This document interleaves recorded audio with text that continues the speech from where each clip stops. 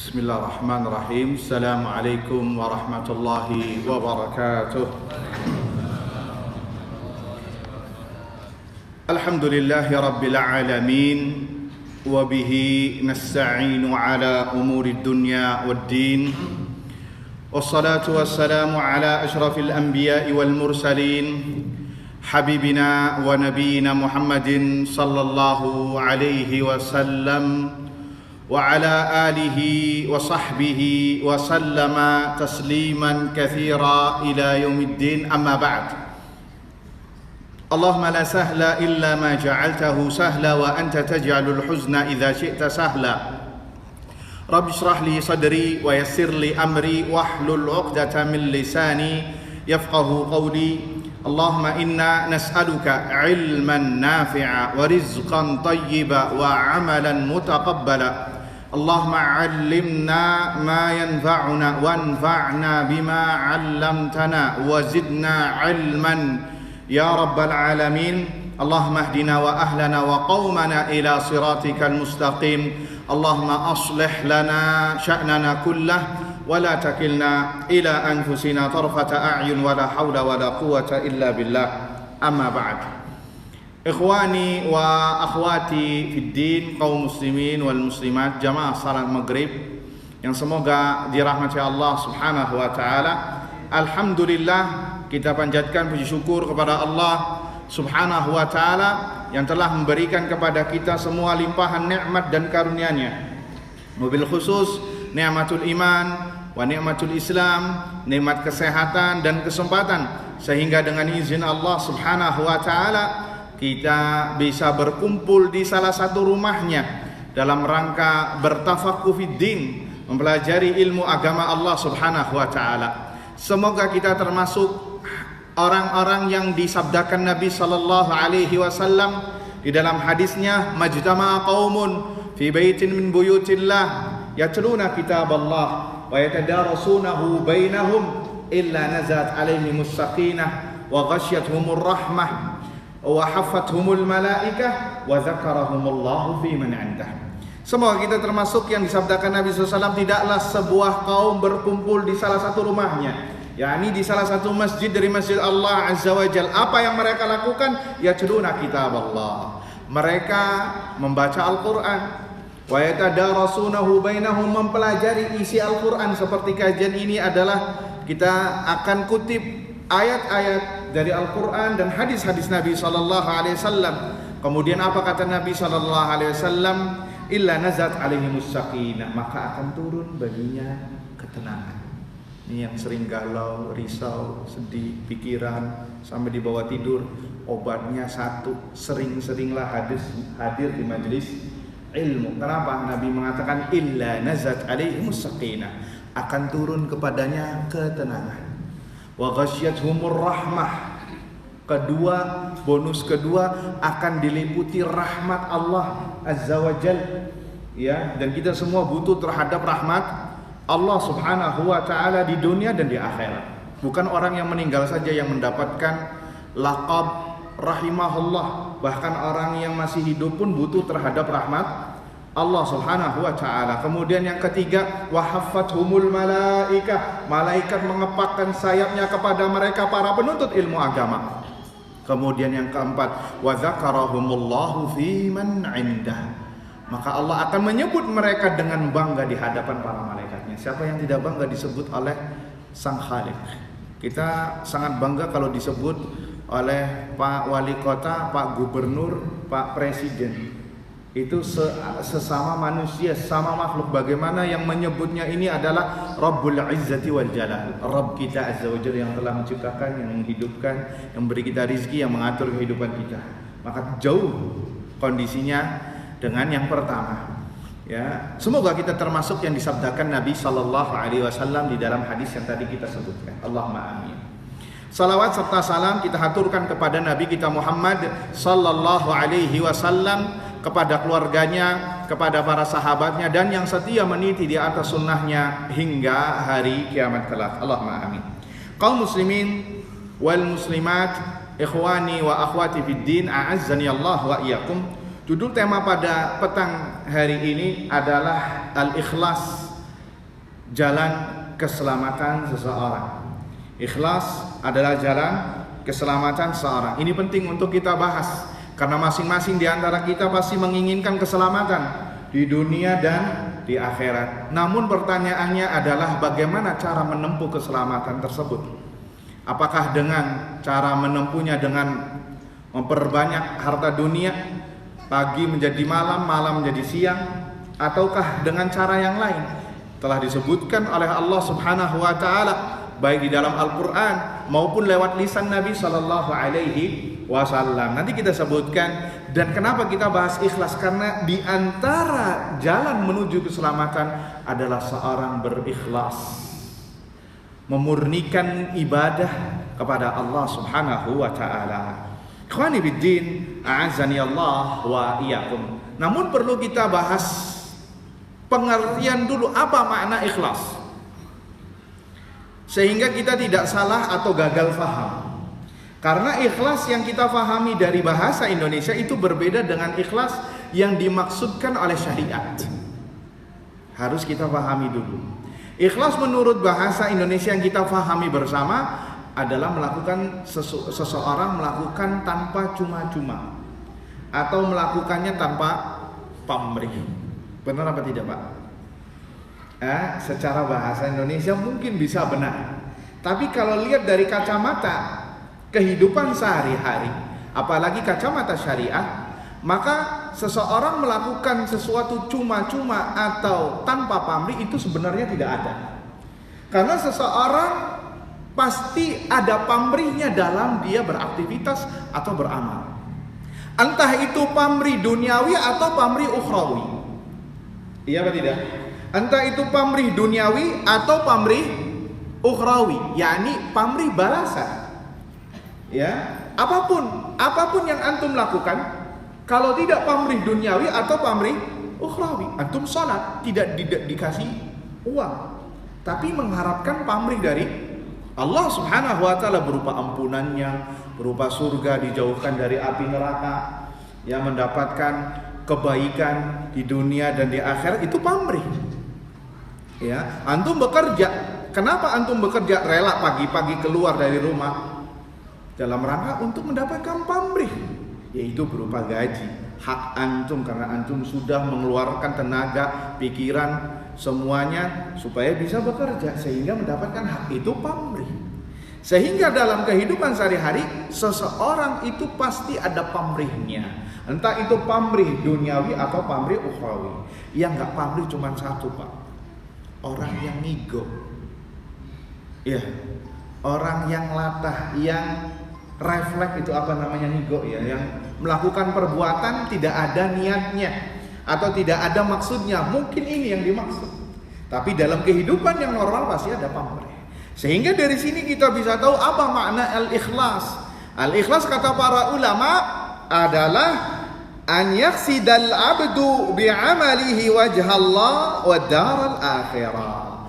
Seseorang memaksudkan dengan amalannya tersebut wajah Allah Azza wa Jal dan kehidupan akhirat. Kehidupan akhirat berupa surga, berupa ampunan, berupa dijauhkan dari api neraka, berupa mendapatkan syafaat. Ini semua pamrih yang kita inginkan dari amalan kita, dan itu ikhlas. Al-ikhlas adalah engkau mengharap dengan pahala, dengan amalan yang antum kerjakan. Seseorang mengerjakan amalan dalam rangka mengharap wajah Allah Azza wa Jal, ya, dan mengharap akhirat. Kemudian sampai di situ tidak. Kemudian kata para ulama, la yafsidu syai'an min umuri dunya. Dia tidak menginginkan dari amalan tersebut perkara dunia. Perkara dunia seperti apa? Yafsidu mura'atal khalq, supaya mendapatkan perhatian dari manusia. Kalau bahasa medsosnya supaya dapat jempol, followers. Ya, apa kalau YouTube namanya subscriber, ya, benar ya? Atau ingin mendapatkan supaya viral lah. Tapi wala mujamalatun, bukan karena ingin basa-basi dengan manusia supaya orang itu ridho, tidak, ya. Wala riya'an wala sum'ah, dan bukan riya dan juga bukan sum'ah. Sehingga dari sini kita bisa tahu bahwasannya ikhlas hanya murni untuk Allah Azza wa Jalla, bukan untuk yang lainnya. Itu makna ikhlas. Ya, makanya kita dari sini mungkin bisa tahu makna ikhlas menurut bahasa Indonesia tanpa pamrih, yakni pamrih duniawi yang dimaksud. Sudah deh ikhlasin aja, kan biasanya kan kayak gitu. Udah ikhlasin saja, maksudnya sudah antum luput dari perkara dunia, ikhlasin mengharap wajah Allah Subhanahu wa taala. Apabila maknanya seperti itu, maka itu benar. Dan ketahuilah ayyuhal ikhwah bahwa ikhlas termasuk amalan hati yang paling besar. Amalan hati yang paling besar. Jadi hati itu mempunyai amalan, Pak. Bukan anggota badan saja yang amalan, yang mempunyai amalan, atau lisan punya amalan, tapi hati juga punya amalan, diantaranya ikhlas. Itu tempatnya di mana? Di hati.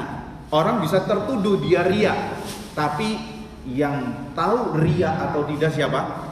Allah Subhanahu wa taala. Karena tempatnya di mana? Di hati. Ya, itu di antara amalan hati seperti apa? Al-mahabbah, cinta, takut, benci, tawakal kepada Allah Azza wa Jal, roja, berharap, al-khauf, takut, kemudian al-haya, rasa malu. Ya, ini semua adalah amalan-amalan hati. Makanya judul kitabnya sebenarnya saya ambil dari judul sama dengan kitab, dengan apa yang kita bahas, Hayatul Qulub, kehidupan hati. Di sini membahas tentang amalan-amalan hati semua, tawakal, optimis, kemudian rasa yakin, ya, yakin kepada Allah Subhanahu wa taala, muraqabah, merasa diawasi oleh Allah Subhanahu wa taala. Judul yang pertama adalah al-ikhlas. Berarti menunjukkan, kata para ulama, ikhlas amalan hati yang terbesar.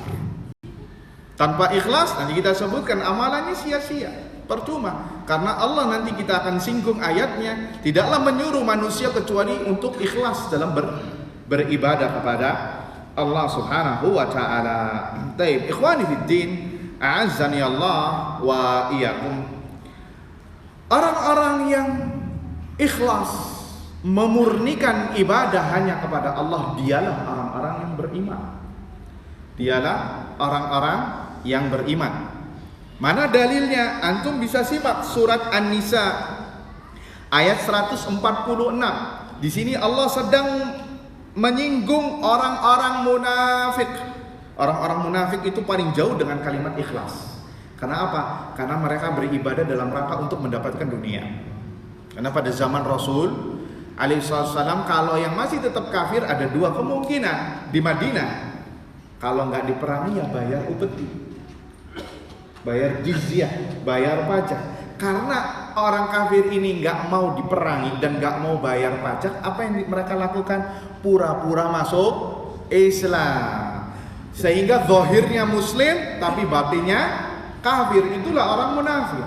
Mereka kalau nggak ada Nabi nggak sholat, kalau ada Nabi sholat hanya setor muka. Itulah orang-orang munafik. Sehingga orang munafik kalau mati lebih kejam azabnya ketimbang orang-orang kafir, lebih keras siksaannya ketimbang orang kafir. Karena orang kafir tahu dia kafir, bukan muslim. Tapi orang munafik musuh dalam selimut, ya, serigala berbulu domba. Makanya Allah mengatakan tentang orang-orang munafik, innal munafiqina fid darqil asfali minan nar. Sesungguhnya orang munafikin itu berada di kerak api neraka yang paling bawah. Antara permukaan neraka sampai ke kerak itu perjalanan 70 tahun perjalanan. Mirip seperti umurnya manusia. Ya, 70 tahun perjalanan. Waliyadzubillah. Taib. Allah menyinggung orang-orang munafik yang bertobat. Syaratnya apa? Lihat. Illal ladzina tabu wa aslahu wa i'tasamu billah wa akhlasu dinahum lillah faulaika ma'al mu'minin. Kata Allah, kecuali mereka yang bertobat. Orang munafik yang bertobat sebelum matinya diterima jika tobatnya benar. Wa aslahu, kemudian memperbaiki diri. Wa i'tasamu billah, berpegang teguh dengan tali Allah Azza wa Jalla. nih korelasinya, wa akhlasu dinahum lillah, dan mereka memurnikan ibadah hanya kepada Allah, ikhlas hanya kepada Allah, bukan riya lagi, bukan karena takut bayar pajak, bayar upeti, atau karena ada nabi, la, tapi lillah azza wajal. Apa kata Allah? Faulaika ma'al mu'minin, maka mereka lah orang-orang yang kelak bersama mukmin, orang-orang mukmin. Wa sawfa yu'tillahul mu'minina ajran 'azima, dan Allah akan memberikan bagi orang-orang mukmin pahala yang besar. Jadi dari sini kita tahu bahwasannya semakin ikhlas seseorang semakin besar keimanannya, karena Allah mengecap, melabeli orang-orang mukhlis adalah orang-orang yang beriman, tidak gila pujian. Makanya seorang mukmin itu tidak gila pujian, Pak. Kalau nggak dipuji nggak beramal. Nah, dipertanyakan ini keikhlasannya. Tadi kita bahas, yang sudah haji kalau nggak dipanggil Pak Haji marah. Bisa. Kalau nggak dipanggil Ibu Hajah marah. Lah kan Bapak Ibu sedang ibadah, ngapain membutuhkan validasi manusia? Kita nggak berbicara boleh apa enggak dengan titel haji, itu silahkan, tapi jangan sampai marah kalau misalkan ada seseorang tidak memanggil dengan embel-embel haji. Lah ini kan ibadah. Kenapa? Orang yang ikhlas hanya mendapatkan perhatiannya cukup dari Allah saja. Orang yang ikhlas hanya Allah saja yang menilai. Manusia mau menilainya atau tidak ya masa bodoh. Kalau mau dipanggil Pak Haji ya tafadhol, kalau nggak dipanggil Pak Haji ya jangan marah. Karena sekali lagi haji bukan adat tapi apa? Ibadah. Hati-hati. Ya, sampai ada satu cerita ya di Atria, ya ada ibu-ibu dipanggil Ibu Fulanah atau Bapak Fulan, enggak nyaut-nyautin orang. Kata yang sebelahnya, panggil Pak Haji, dia bakal nyaut. Pak Haji Fulan, langsung iya ada apa?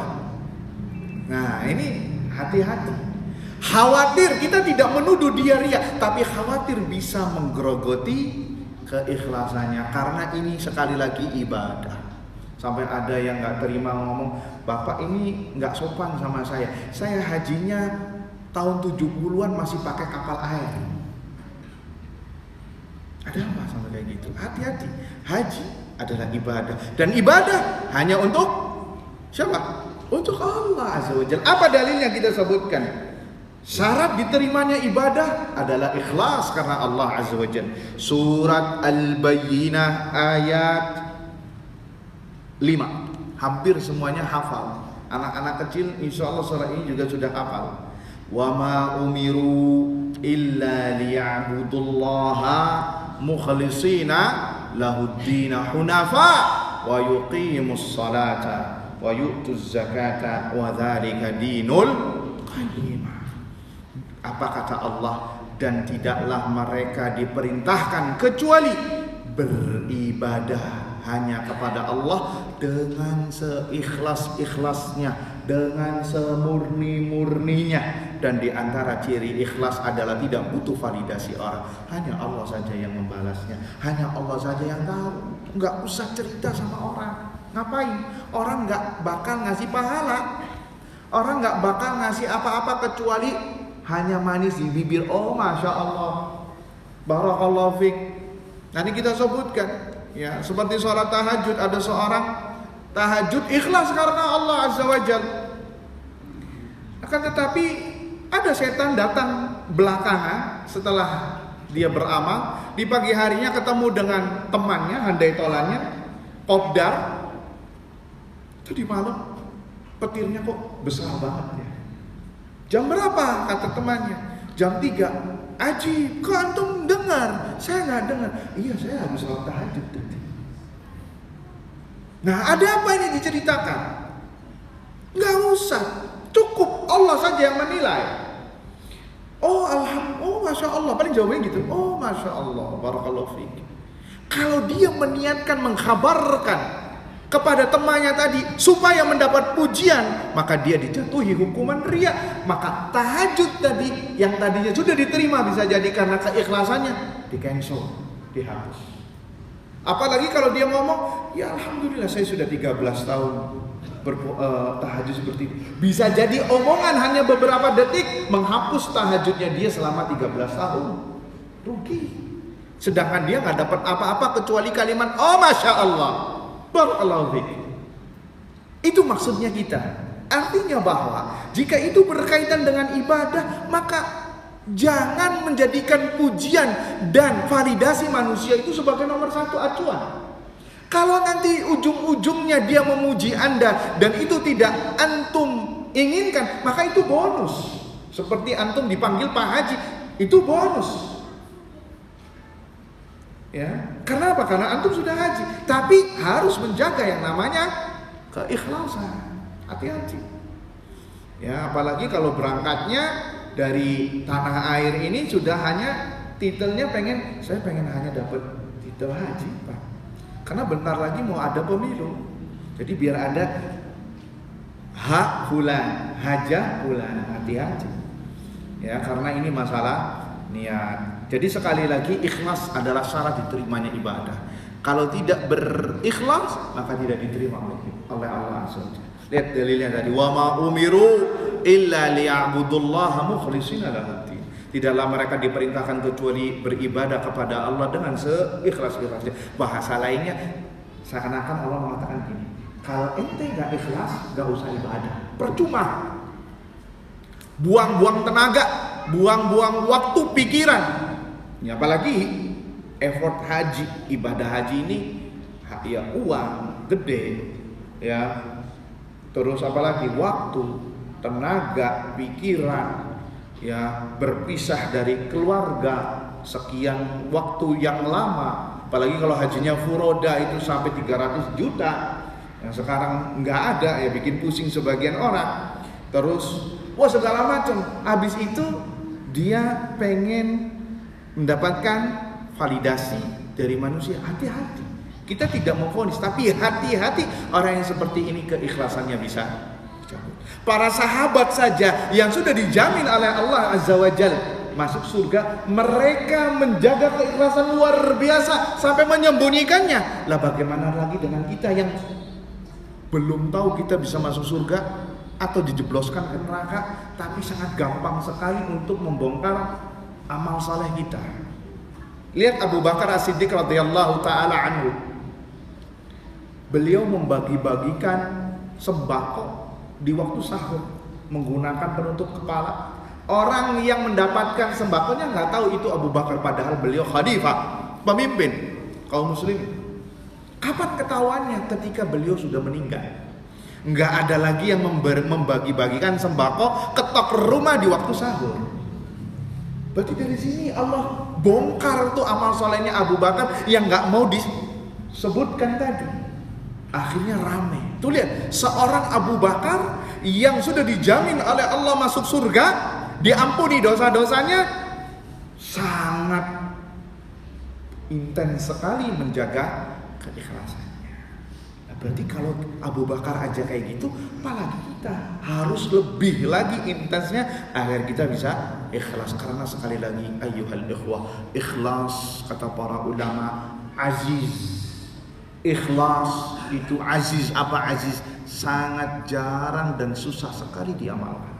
Kenapa? Tadi telah kita singgung. Karena kebanyakan manusia, tabiat awal manusia suka ingin dipuji, suka ingin disanjung, suka ingin dilebihkan dari orang lain. Itu hukum asal tabiat manusia.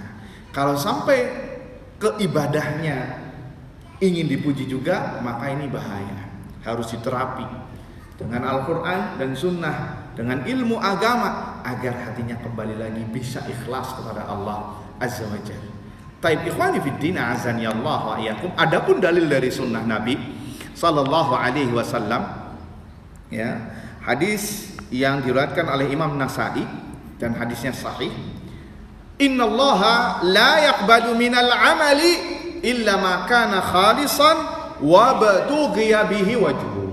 Sesungguhnya Allah Azza wa Jalla tidak menerima amalan seorang hamba kecuali yang ikhlas, murni, wa batughiya bihi wajhu, dan hanya mengharap wajah Allah. Berarti yang tidak ikhlas, ya, tidak mengharap wajah Allah, amalannya tidak diterima oleh Allah Subhanahu wa taala. Bahkan ayuhal ikhwah, dengan keikhlasan, ya, aktivitas dia, amalan dia sehari-hari atau aktivitas yang sifatnya mubah, apabila dia ikhlas karena Allah, bisa berubah menjadi ibadah. Sebagai contoh, makan, minum, tidur, bekerja, ini hal sifatnya yang mubah dilakukan. Makan itu hukumnya mubah, minum hukumnya mubah. Tapi kalau antum niatkan karena supaya bisa mengerjakan ibadah dengan baik dan benar, supaya salatnya khusyuk, ya, maka makan antum yang mubah itu bisa berubah menjadi berpahala. Tidur antum yang mubah karena antum niatkan supaya bisa bangun tahajud, atau bisa supaya minimal subuhnya tidak ketinggalan berjamaah di masjid, maka tidurnya antum dinilai ibadah. Kenapa? Ikhlas yang membedakan. Dan sebaliknya, orang yang beribadah tetapi bukan ikhlas karena Allah, itu berdosa. Ada 3 orang yang diseret ke dalam api neraka. Yang pertama, orang yang belajar ilmu agama, ibadah, yang membaca Al-Quran, ibadah, yang bersedekah, ini ibadah, dan yang berjuang di jalan Allah sampai mati syahid, ini ibadah. Ini semua amalan-amalan surga, tapi berujung ke api neraka. Kenapa? Salah niat bapak-bapak, ibu-ibu sekalian. Yang pertama yang membaca Al-Quran, kenapa wahai ya fulan, kenapa baca Al-Quran? Saya baca Al-Quran karenamu. Apa kata Allah? Bohong. Engkau baca Al-Quran supaya dibilang qori. Apa qori? Yang suaranya merdu indah. Dan lakab itu sudah antum dapatkan di dunia. Akhirnya diseret api neraka. Wahai fulan, kenapa antum belajar ilmu agama? Saya belajar ilmu agama karenamu ya Allah. Bohong. Engkau belajar ilmu agama supaya dibilang ustad, kiai, ajengan, apalagi syekh, ya, apalagi itu istilahnya, ya, orang yang berilmu. Nah, ini juga ustad juga ada rawan nih ke sini. Bukan Pak Haji aja. Kalau nggak dipanggil Pak Ustad, nantinya cemburut. Nah, hati-hati. Ini juga rawan, hati-hati. Akhirnya apa? Dan lakop itu sudah antum dapatkan. Akhirnya diceburkan ke dalam api neraka. Kemudian yang dermawan, ya fulan, kenapa engkau bersedekah? Ya Rabbi, saya bersedekah untuk membohong. Engkau bersedekah supaya dibilang tajir, supaya dibilang orang yang bersosial, supaya dibilang orang yang peduli dengan sesama. Dan lakop itu sudah antum dapatkan di dunia, akhirnya diceburkan ke dalam api neraka, waliyadzubillah. Yang terakhir, yang paling tragis adalah orang yang mati syahid. Kalau tadi yang yang sedekah, yang menuntut ilmu, itu sampai dapat lakopnya, julukannya, dan orangnya masih hidup. Kalau ini dapat julukannya, orangnya sudah mati. Ya fulan, kenapa engkau berjihad sampai mati syahid? Ya Rabbi, saya berjihad sampai mati syahid karena untukmu. Apa kata Allah? Bohong. Engkau berjihad supaya dibilang pemberani, supaya dibilang pahlawan. Nih, pahlawan, supaya nanti nama jalan depan rumahnya Jalan Kapten Fulan bin Fulan, supaya dikenang oleh negara. Bohong. Akhirnya, dan lakop itu sudah antum dapatkan di dunia setelah meninggalnya kamu tentunya. Akhirnya diseret ke dalam api neraka, waliyadzubillah. Bisa jadi sebelum matinya, karena dia sudah dikenal sebagai pahlawan misalkan. Artinya bahwa kembali lagi ke pembahasan, ini ibadah berujung neraka, ini aktivitas yang mubah berujung ibadah. Kenapa? Masalah niat, masalah keikhlasan. Oleh karenanya disebutkan Abdullah bin Mubarak, kalau tidak salah, rubba amalin sagirin tu'azzimuhun niat. Betapa banyak amalan yang kecil menjadi besar karena niat. Wa rubba amalin sagirin rubba amalin kabirin tusaggiruhun niat. Betapa banyak amalan yang besar akan tetapi menjadi kecil di sisi Allah karena faktor niat. Jadi jangan diremehkan amalan itu. Lihat, ada seorang pelacur dari Bani Israel yang melihat anak anjing yang hampir mati kehausan. Kemudian dia menceburkan dirinya ke sumur, menjadikan sepatu kulitnya sebagai ember untuk memberikan kepada anak anjing tadi. Akhirnya anak anjing tadi tidak jadi mati. Allah berterima kasih kepadanya, Allah ampuni dia dosa-dosanya, masukkan dia ke surga. Lihat, amalan kecil. Iya apa tidak? Amalan kecil tapi berbuah surga. Kemudian ada orang yang menyingkirkan gangguan ranting pohon yang tajam, duri dari jalan. Dia mengatakan, demi Allah saya singkirkan ranting ini dari jalan agar kaum muslimin tidak terluka. Allah berterima kasih dan Allah ampuni dosa-dosanya. Tuh lihat, ini amalan kecil ayuhal ikhwah, tapi besar karena faktor ikhlas. Dan tadi amalan besar menjadi penghuni neraka karena salah niat, karena tidak ikhlas karena Allah SWT. Maka dari sini ayuhal ikhwah, kita harus tahu ada 6 poin agar kita bisa ikhlas karena Allah. Tadi telah disebutkan bahwasanya ikhlas itu aziz, susah. Ya, susah sekali, dan itu penyakitnya orang soleh. Penyakitnya orang soleh, penyakitnya orang yang suka ibadah, susah sekali untuk ikhlas. Karena apa? Rawan untuk mendapatkan pujian. Dan orang yang dipuji itu bisa terbang bahasa konotasinya. Makanya dalam Islam itu tidak boleh kita memuji orang itu depannya. Jangan. Ketika antum memuji orang di depannya, maka engkau seakan-akan sedang mematahkan tulang punggungnya. Yang tadinya ikhlas berubah menjadi riya. Tidak boleh. Makanya ada asar dari Abu Bakar radhiyallahu taala anhu, beliau menaburkan pasir ke orang yang memujinya. Sudah siap Pak menaburin pasir? Ya.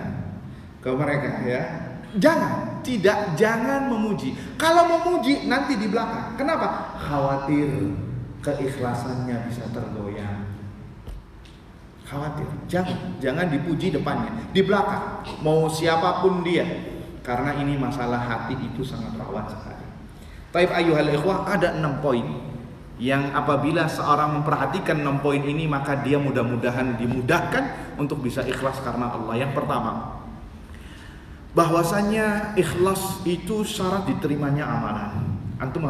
Kita harus paham bahwasanya amalan itu tidak akan diterima kecuali harus ikhlas karena Allah Azza wa Jalla. Tadi dalilnya telah kita sebutkan, surah Al-Bayyinah ayat 5. Kemudian riwayat Nasa'i, ya, bahkan ada hadis qudsi yang dimana Nabi SAW bersabda, Allah Azza wa Jalla berfirman, ana aghna syuraka anis syirk man amila amalan asyraka ma'iya fihi ghairi taraktuhu wa syirkah wa fir riwayat taraktuhu wa amalah. Aku zat yang paling tidak butuh terhadap kesyirikan. Barang siapa yang menduakanku dalam beramal, artinya tidak ikhlas karena aku tapi karena orang lain, karena faktor lain, maka aku tinggalkan dia dengan amalannya. Dalam riwayat lain, aku tinggalkan dia dengan sekutunya. Artinya tidak diterima oleh Allah Subhanahu wa taala. Bahkan orang yang riya itu akan diazab oleh Allah dengan apa? Meminta upah pahala dari orang yang dulu ia pernah berbuat caper cari perhatian darinya. Jadi ketika Allah Azza wa Jalla membagi-bagikan pahala, Pak, di hari kiamat, ini pahala haji, ini pahala umroh, ini pahala salat, ini pahala sedekah, pahala puasa, pahala birrul walidain, pahala menuntut ilmu agama, ini pahala akhlakul karimah. Maka datang orang miskin ini, ya Rabbi, mana pahala salat saya? Mana pahala amalan saya? Maka kata Allah, idhab, pergilah engkau kepada orang yang dulu engkau berbuat riya kepadanya. Apakah dia bisa memberikan pahala kepadamu? Dan ini adalah bentuk azab atau siksaan kepadanya. Karena sejatinya tidak ada yang memberikan pahala kecuali Allah Subhanahu wa ta'ala. Maka poin yang pertama adalah kita harus pahami ikhlas sebab dan syarat agar amalan seorang hamba diterima. Kemudian yang kedua, poin yang kedua adalah bahwa anna nafi'a wad-dar huwa rabbul izzati wal jalal. Kita harus tahu ayuhal ikhwah bahwa yang memberikan manfaat dalam hal ini pahala, memberikan pahala, yang memberikan ganjaran atas amalan seorang hamba, sekaligus yang memberikan madarat, memberikan hukuman jika dia melanggar aturan, itu adalah Allah Subhanahu wa ta'ala, Rabb kita. Kalau kita patrikan ini, maka tidak ada di ruang kita untuk caper dengan makhluk. Fakaifa, berhenti sebentar untuk mendengarkan, komandan. azan. Nanti kita lanjutkan. Baik.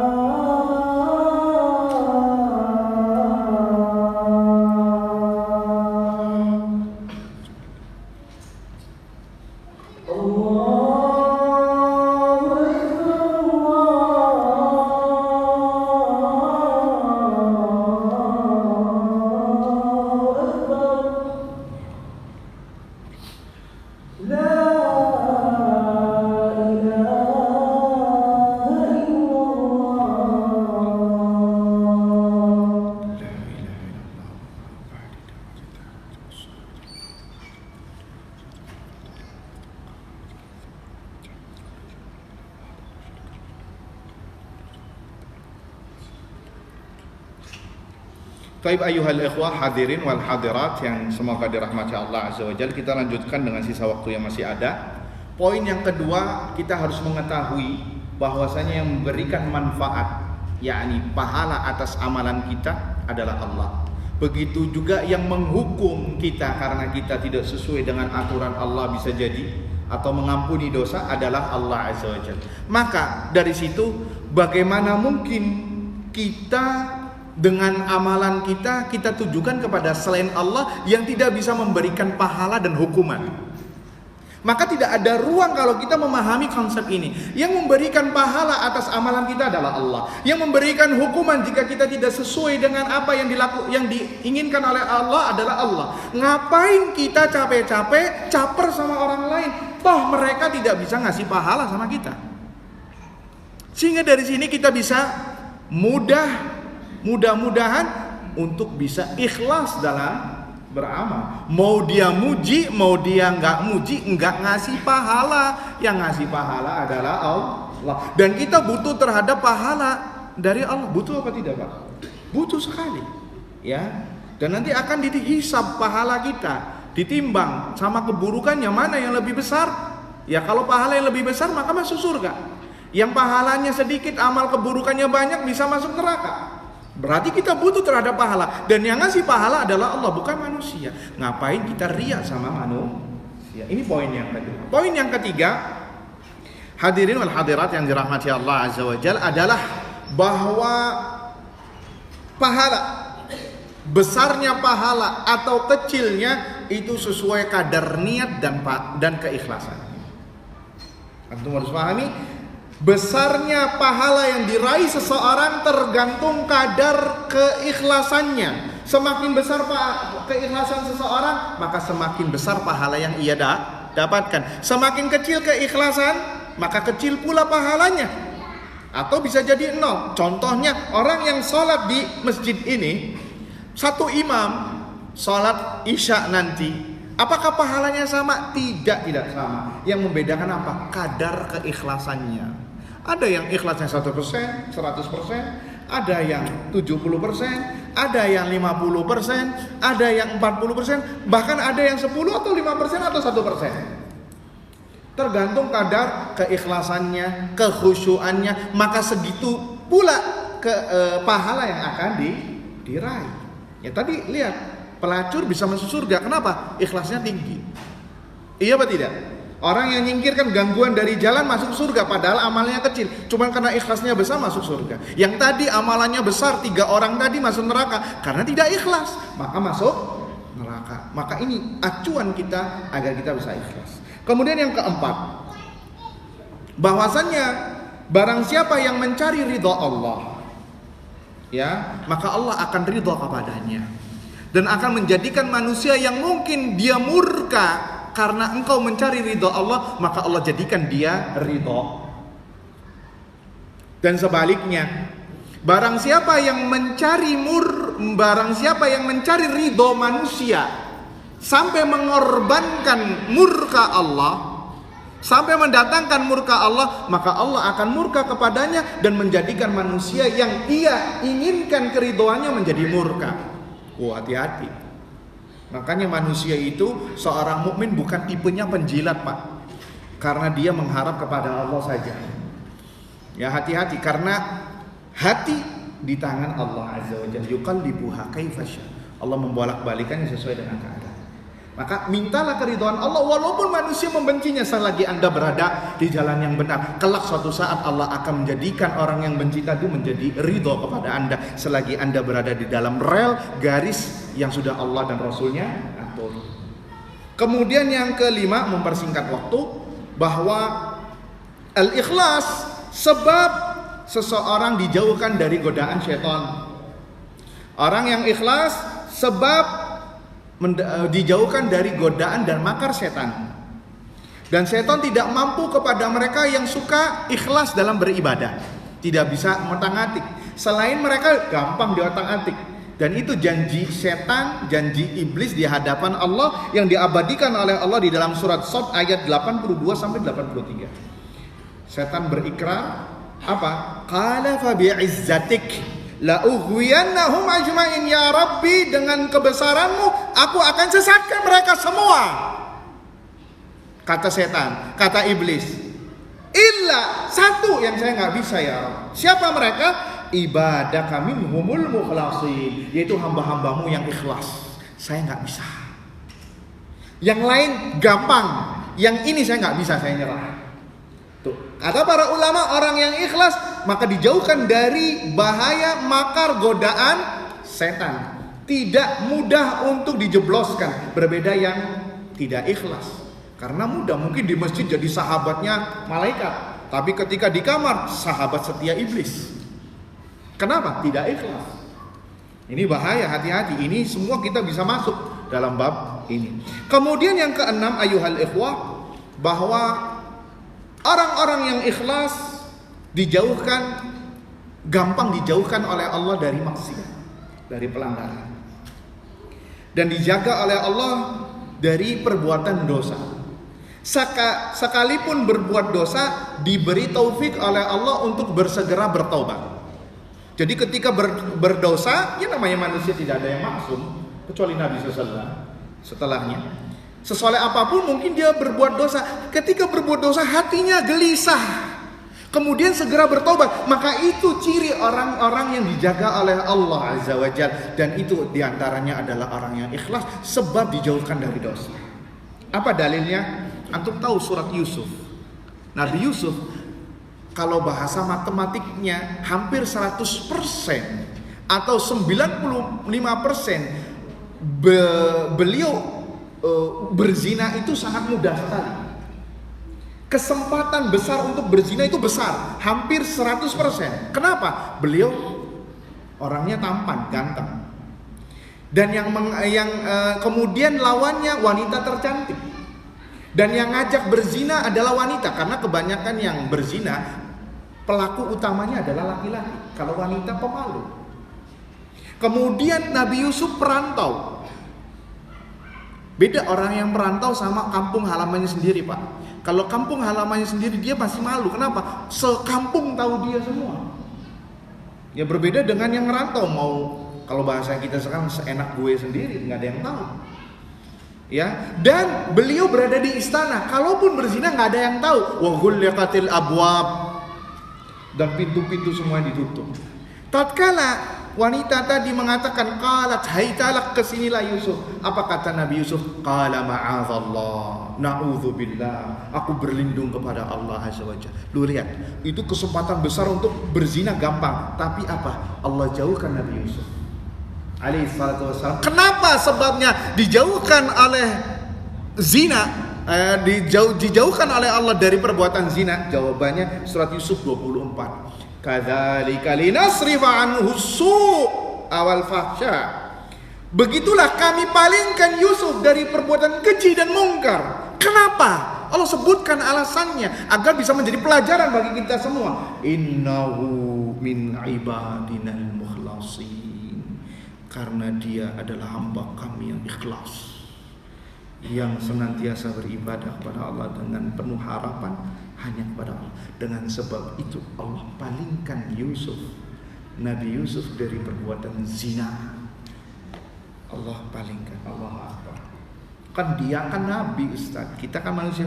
Kalau dia nabi, ngapain Allah ceritakan di sini kalau tidak dijadikan sebagai pelajaran? Jadikan pelajaran. Iya, kita nggak bakal seperti Yusuf karena beliau nabi, tapi setidaknya kita berpegang teguh dengan apa yang diceritakan oleh Allah Subhanahu wa taala dalam Al-Qur'an, hudan linnas, petunjuk bagi manusia. Kemudian yang ketujuh, dan ini yang terakhir, ikhlas sebab mendapatkan ampunan dosa. Ikhlas sebab mendapatkan ampunan dosa. Dalam sebuah hadis qudsi Allah Azza wa Jalla berfirman, wahai anak Adam, sekiranya engkau mendatangiku dalam segudang dosa, kemudian engkau bertemu denganku dalam keadaan tidak berbuat syirik kepadaku sama sekali. Berbuat syirik artinya ikhlas beribadah hanya kepada Allah, tidak berbuat syirik besar maupun syirik kecil, mentauhidkan Allah dengan benar-benar, pasti aku akan mendatangi pula engkau dengan segudang pahala dan ampunan yang besar. Ya, segudang pahala dan ampunan yang besar. Oleh karenanya maka dalam puasa Ramadan itu lihat gandengannya. Barang siapa yang berpuasa Ramadan karena iman dan mengharap pahala dari Allah, apa jawabannya? Akan diampuni dosa-dosa yang telah lampau. Itu korelasinya. Dan korelasi dengan puasa. Puasa adalah terapi untuk bisa ikhlas. Kalau kita sulit ikhlas, ternyata masih sulit juga, perbanyak puasa. Mungkin seorang kalau sholat bisa ria, kesempatan besar untuk ria itu besar. Tapi kalau puasa, kalau dia ria, dia ada di kamar mandi, dia lagi di sendirian, nggak ada orang, bisa makan, tapi dia nggak nahan makan. Dia nahan makan, kenapa? Karena dia melihat ada Allah yang melihatnya, Allah mendengarnya, Allah mengawasinya, sehingga dia menahan diri dari syahwatnya, dari makan dan minum. Karena apa? Karena dia sedang puasa. Makanya kata para ulama, terapilah diri kita masing-masing agar bisa ikhlas dengan memperbanyak puasa. Apalagi kita sekarang berada di tanggal 3 Zulhijjah, 4 Zulhijjah sekarang, disunahkan untuk berpuasa mutlak dari tanggal 1 sampai tanggal 9. Karena pahalanya besar. Wallahu ta'ala a'lam bissawab. Ini saja yang bisa disampaikan. Mudah-mudahan bermanfaat. Jika ada waktu, berapa menit lagi? 1 menit. 1 menit. Kalau ada yang bertanya silakan.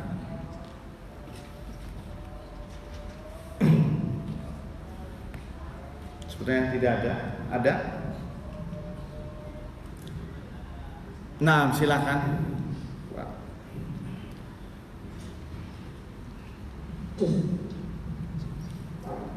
Assalamualaikum Waalaikumsalam warahmatullahi wabarakatuh. Sepertinya kita ini tidak pernah susah untuk lepas dari kerjaan atau sum'ah.